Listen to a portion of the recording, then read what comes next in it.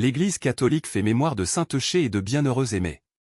Le diocèse d'Orléans fait mémoire de saint Eucher, né en cette ville vers 695. Il était moine heureux et tranquille en l'abbaye de Jumièges en Normandie, quand Charles Martel le nomma évêque d'Orléans. Il eut beau faire la sourde oreille et pleurer toutes les larmes de son corps, il dut se soumettre à l'ordre reçu. Il se mettra vaillamment à la tâche et tout ira bien jusqu'à la bataille de Poitiers remportée par Charles Martel en 732.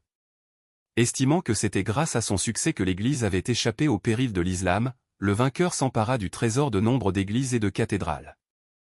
Les évêques, par peur, gardèrent le silence tant ils redoutaient le maire du palais.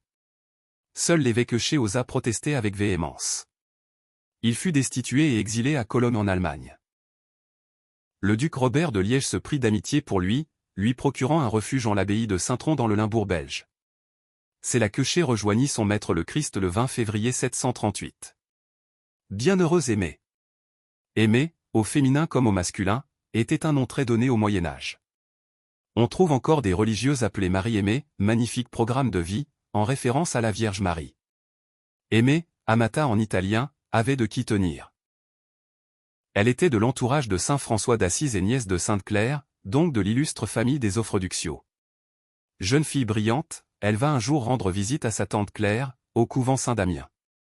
Elle est frappée par la grâce pendant leur entretien et décide d'entrer de suite dans la vie religieuse, sans même retourner faire ses adieux à sa famille.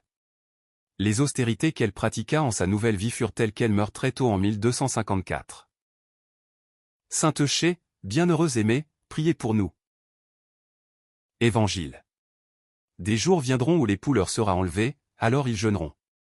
Gloire au Christ. Sagesse éternelle du Dieu vivant. Gloire à toi, Seigneur. Cherchez le bien, non le mal, afin de vivre. Ainsi le Seigneur sera avec vous. Gloire au Christ. Sagesse éternelle du Dieu vivant. Gloire à toi, Seigneur. Évangile de Jésus-Christ selon saint Matthieu. En ce temps-là, les disciples de Jean le Baptiste s'approchèrent de Jésus, en disant : Pourquoi, alors que nous et les pharisiens, nous jeûnons, tes disciples ne jeûnent-ils pas ? Jésus leur répondit : Les invités de la noce pourraient-ils donc être en deuil pendant le temps où l'époux est avec eux ? Mais des jours viendront où l'époux leur sera enlevé. Alors ils jeûneront. Acclamons la parole de Dieu. Louange à toi Seigneur Jésus.